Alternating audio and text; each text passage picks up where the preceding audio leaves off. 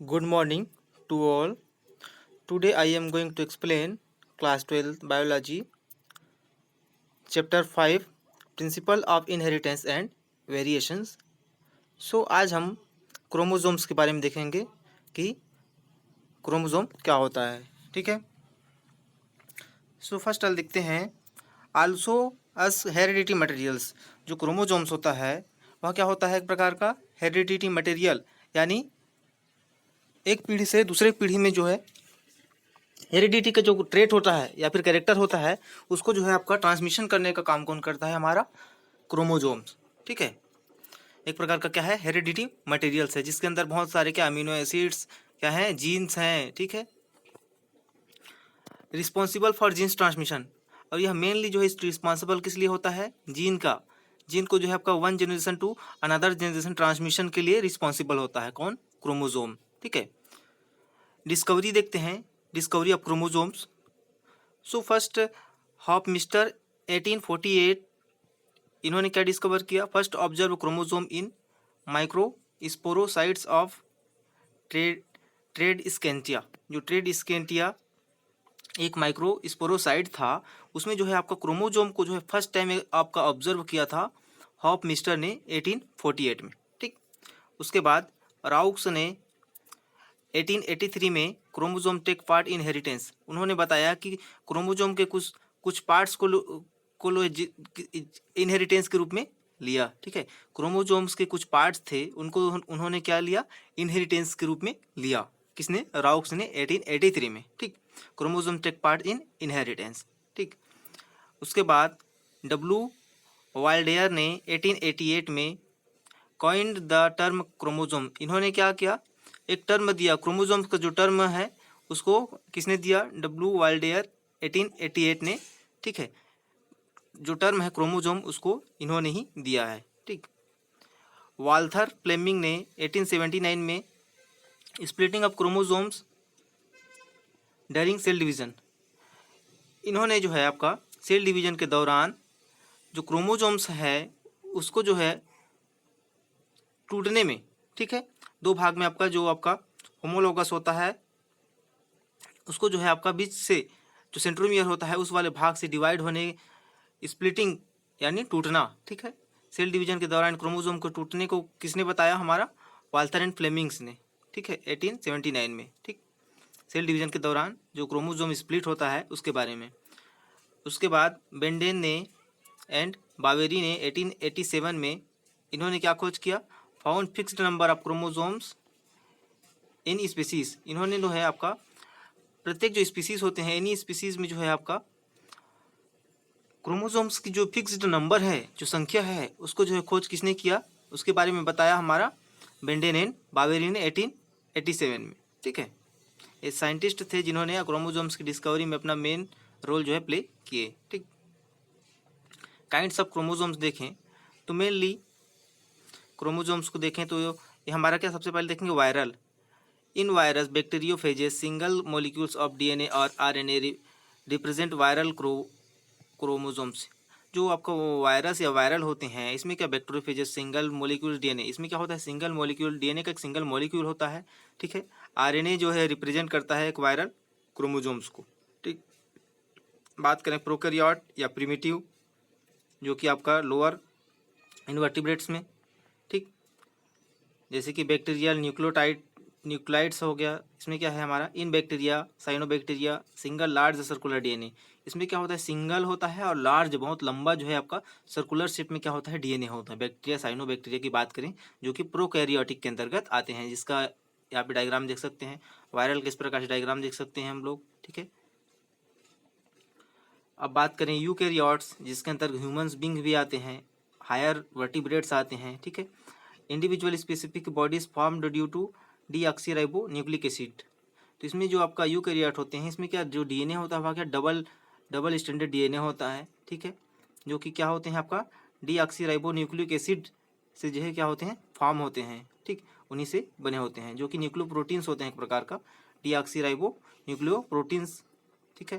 जिसमें amino acid proteins आपका sugar और फास्फेट का पूरा हाइड्रोजन बॉन्ड के साथ जो है आपका बॉन्डिंग होता है। ठीक है। जो कि डबल स्टैंडर्ड एक दूसरे को इस प्रकार से राउंड शेप में स्ट्रेट होते हैं। ठीक, डायग्राम में हम देख सकते हैं ये हमारा क्या है, यूकैरियोटिक है।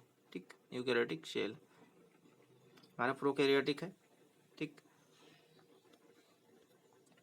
स्ट्रक्चर ऑफ क्रोमोसोम्स की बात करें तो मेनली इसमें स्ट्रक्चर हम देख सकते हैं। स्ट्रक्चर इसमें है आपका पेलिकल्स होता है, सबसे फर्स्ट क्या होता है हमारा, पेलिकल्स होता है।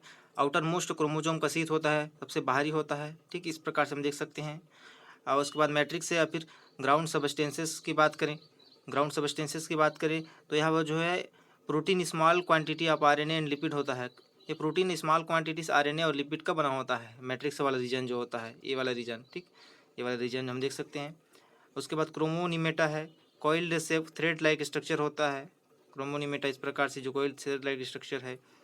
प्राइमरी कॉन्ट्रिक्शंस देखें तो प्राइमरी कॉन्ट्रिक्शन जो है इस प्रकार से जो कॉन्ट्रिक्ट वाला रीजन होता है, ठीक, बीच से जो क्या सिकुड़ जाए रहता है, उस वाले रीजन को बोलेंगे। उसके बाद सेकेंडरी कॉन्ट्रिक्शन न्यूक्लियस यहाँ पे देख सकते हैं हम लोग इस प्रकार से है। उसके बाद हमारा सेकेंडरी कॉन्स्ट्रक्शन न्यूक्लियर ऑर्गेनाइजेशन, या फिर उसके बाद हम क्रोमोमियर्स देखते हैं तो क्रोमोमियर्स का रीजन कैसा होता है आगे के डायग्राम में हम लोग देखेंगे। ठीक, टीलोमियर्स हो गया, टीलोमियर्स कौन वाला रीजन होगा, ये जो किनारे वाला रीजन, इसको हम लोग टीलोमियर्स बोलेंगे। इसके बीच में क्या बैंड्स पाए जाएंगे इस प्रकार से। ये सेकेंडरी कॉन्ट्रिक्शन जो सिकुड़ा वाला भाग होगा, ये हमारा सिस्टर क्रोमेटिड्स वाला भाग हो गया, दो जो हैं। ये हमारा सबसे टॉप में क्या सैटेलाइट होता है, से ये हमारा सेंट्रोमियर ऑफ प्राइमरी कॉन्स्ट्रिक्शन है।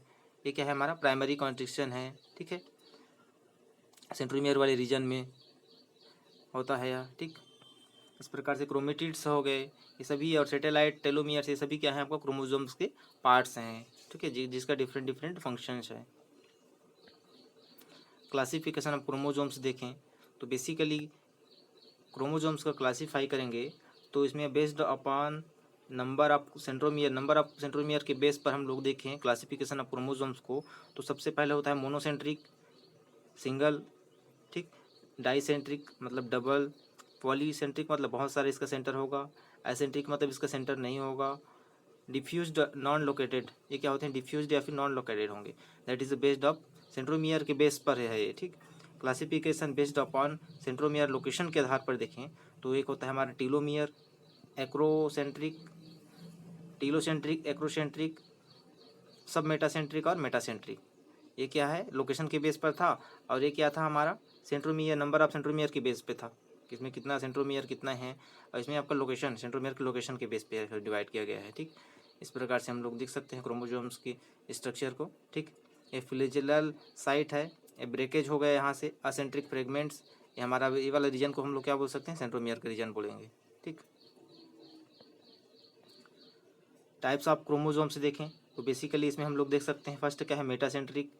मेटासेंट्रिक इसलिए बोल रहे हैं क्योंकि इसमें जो सेंट्रोमियर बीचों बीच है। सब मेटासेंट्रिक जो है आपका एक लॉन्ग टर्म है, शॉर्ट टर्म है, ये जो है बड़ा रहेगा एक साइज का, इधर का जो है छोटा रहेगा, दैट इज़ अ सब मेटासेंट्रिक। मतलब जो सेंटर है वह क्या है आधा, मतलब बीच में है, आधा बीच के थोड़े से ऊपर में है। ठीक, असेंट्रिक मतलब इसका सेंटर जो है एकदम किनारे पे है, अगर सैटेलाइट है, सेंट्रोमियर वाले रीजन है। और लास्ट देखें टीलोसेंट्रिक, तो जो सेंट्रोमियर है वह वहाँ जो बीचों बीच रहेगा, और एक साइड का जो पार्ट रहेगा उसका आर्म जो रहेगा वह अपसेंट रहेगा। ठीक, that is a telocentric. Divide किया गया है मेटा, सब मेटा, एक्रो एंड टीलोसेंट्रिक में। ठीक, types of chromosomes. Molecular organisation of chromosomes की बात करें तो मोलिकुलर ऑर्गेनाइजेशन ऑफ क्रोमोसोम्स की बात करें तो उसमें बेसिकली दिया गया है हमारा based upon relative DNA position.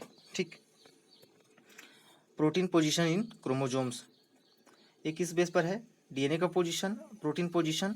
Chromosomes में आपका डीएनए का पोजीशन और प्रोटीन के पोजीशन के बेस पर हमारा क्रोमोसोम्स को जो है हमारा ऑर्गेनाइजेशन दिया गया है। क्रोमोसोम्स को देखें तो divided by multiple strand model, और हमारा का सिंगल स्ट्रैंड मॉडल।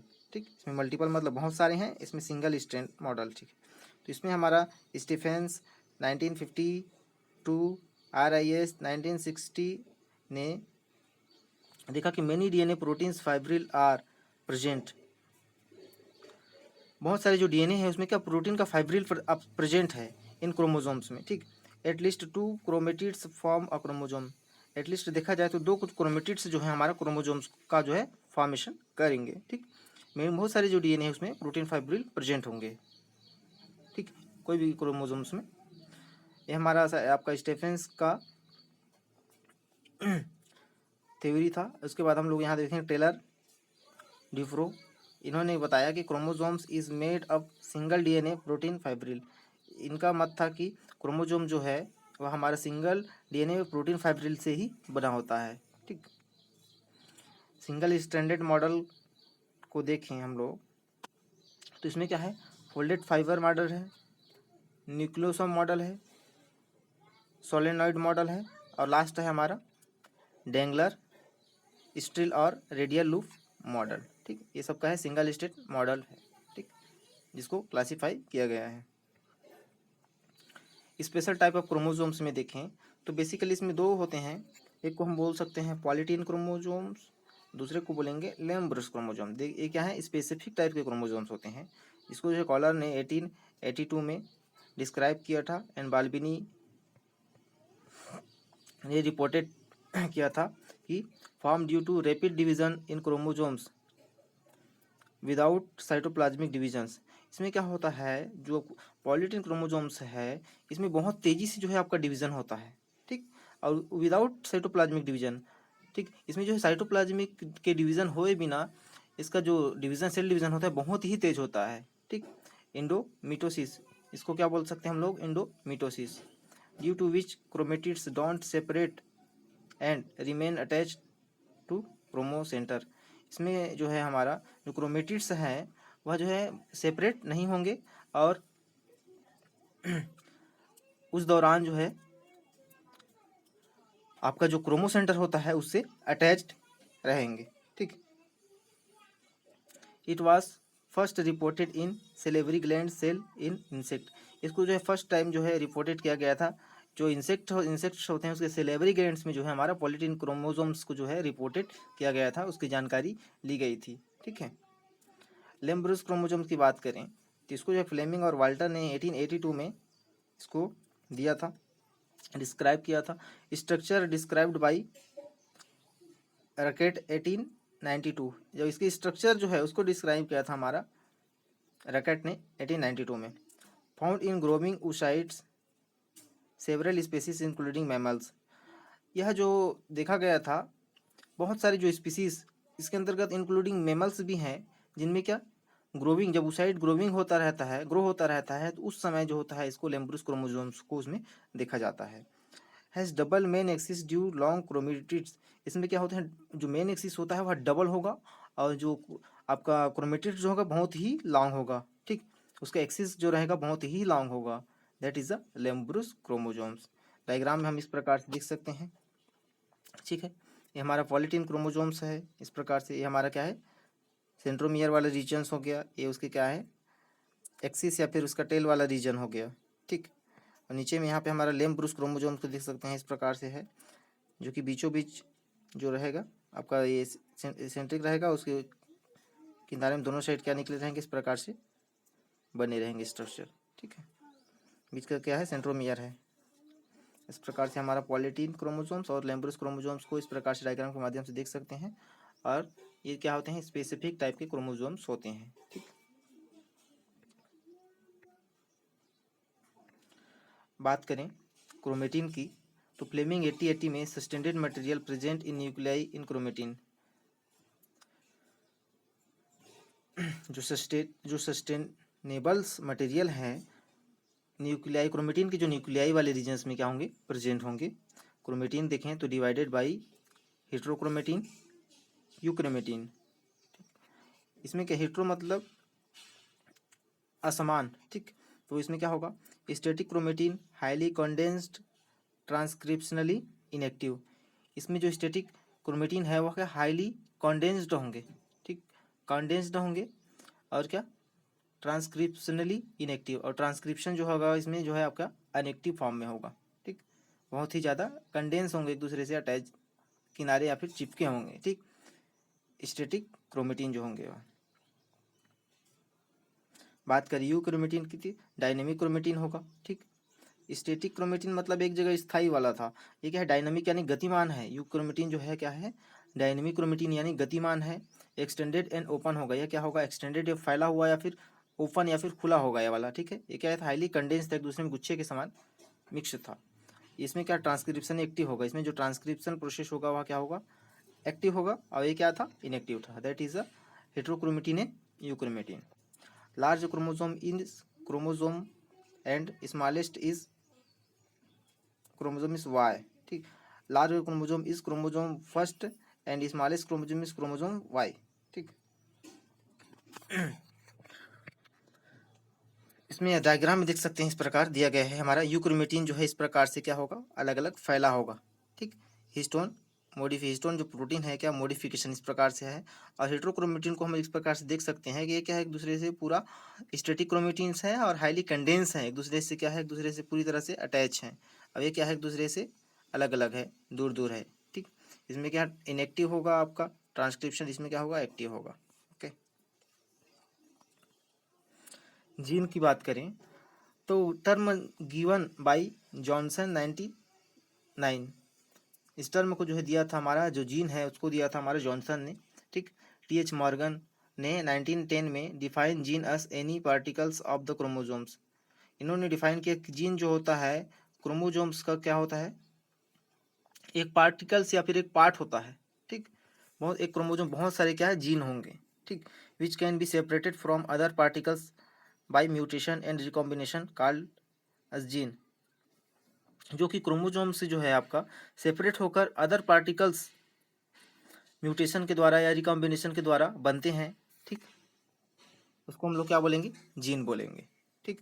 क्रोमोसोम से ही म्यूटेशन या रिकॉम्बिनेशन होकर जो है उसके पार्टिकल्स जो होंगे, अदर पार्टिकल जो होंगे, म्यूटेशन रिकॉम्बिनेशन की प्रोसेस जो होता है उसको हम लोग क्या बोलेंगे, जीन, ठीक।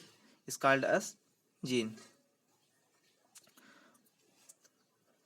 जो कि क्रोमोसोम से ही होता है, जिसका अदर पार्ट्स जो है क्या होता है, सेपरेट हो जाता है उससे, म्यूटेशन, उसमें म्यूटेशन हो जाएगा या रिकॉम्बिनेशन की प्रोसेस हो जाएगा, ठीक। बात करें खुराना की तो awarded Nobel prize from synthesis of artificial gene. इन्होंने आर्टिफिशियल जीन का जो है सिंथेसाइज्ड किया, आर्टिफिशियल जीन को बनाया, इसीलिए इसको नोबेल प्राइज से नवाजा गया, ठीक। किसको थे, खुराना। जीन एक्शन की बात करें तो gene act by producing enzyme. Gene जो है बहुत सारे एंजाइम को प्रोड्यूस करते हैं। Each gene synthesized a particular protein which act a enzyme and bring about the appropriate changes.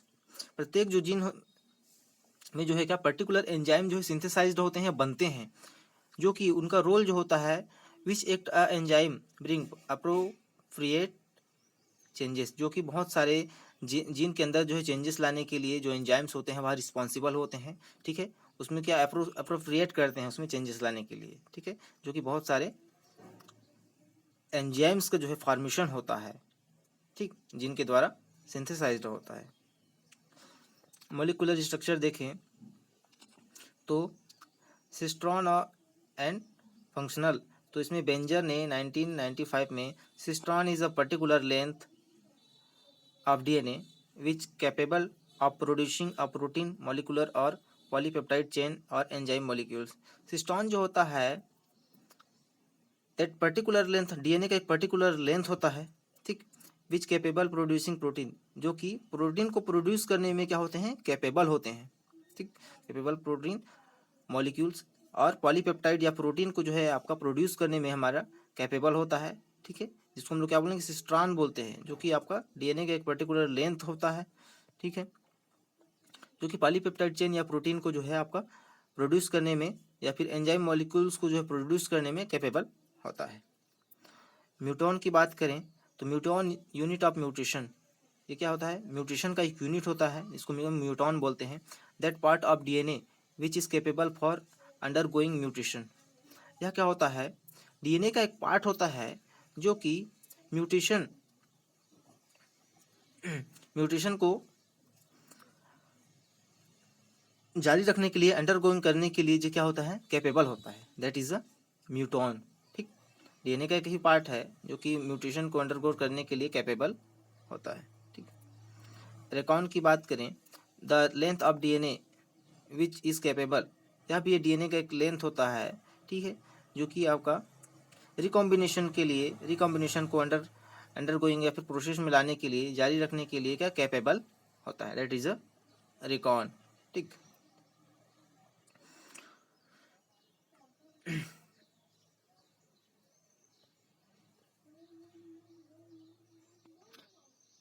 इसमें क्या है, स्पेसिफिक कुछ टर्म्स दिए गए हैं।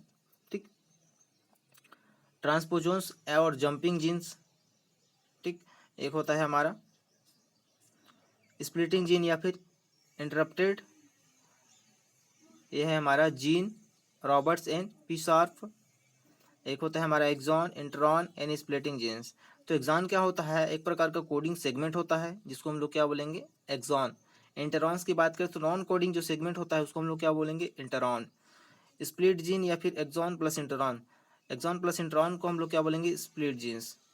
फाल्स जीन्स क्या होता है, copy of cistron which are defective, cistron का जो कॉपी होता है जो कि डिफेक्टिव होता है उसको हम लोग क्या फाल्स जीन या फिर स्यूडो जीन्स भी बोलते हैं। ठीक, जीन की बात करें तो रॉबर्ट्स एंड पी ने बताया कि reported this in mammals virus then eukaryotes this gene break up pieces segments. जो हमारे जीन है उसको P Roberts and P Sharp ने रिपोर्ट किया और देखा कि मैमल्स और वायरस एंड बहुत सारे जो यूकैरियोट्स हैं उसमें क्या दिस जीन, जो जीन है वहाँ ब्रेकेज होकर जो है आपका सेगमेंट्स में जो है आपका डिवाइड हो जाते हैं। रिट्रोपोजॉन्स की बात करें तो those DNA segments which are formed from RNA from reverse transcription. इसमें जब रिवर्स ट्रांसक्रिप्शन के प्रोसेस होता है तो जो डीएनए का सेगमेंट्स होता है वह आरएनए का फॉर्मेशन करते हैं, दैट इज अ रिट्रोपोजॉन्स। ठीक, जिसको जो है आपका रॉबर्ट्स ने 1883 में बताया। ठीक, ट्रांसपोजोन्स या फिर जंपिंग जीन की बात करें तो gave the term and reported in the bacteria. इस टर्म को जो है इन्होंने दिया, ठीक, हॉज और जैकब ने, और क्या आपका रिपोर्टेड किसमें देखा इन्होंने, बैक्टीरिया में। Those DNA segments which can join and other DNA segment completely unrelated thus forming an illegitimate pairing. तो इसमें क्या होता है, जो डीएनए का सेगमेंट्स होता है वह बहुत सारे जो है एक दूसरे से ज्वाइन करते हैं, ठीक है, डीएनए के जो सेगमेंट है, और कंप्लीटली जो होते हैं यहाँ क्या अनरिलेटेड होते हैं एक दूसरे से, और क्या फॉर्म करते हैं हमारा इलिजिटिमेट पेयरिंग जो है इसका फार्मिंग करेंगे। ठीक है, ये क्या था, स्पेसिफिक टर्म्स था, ठीक, जीन के अंतर्गत। Okay, thank you.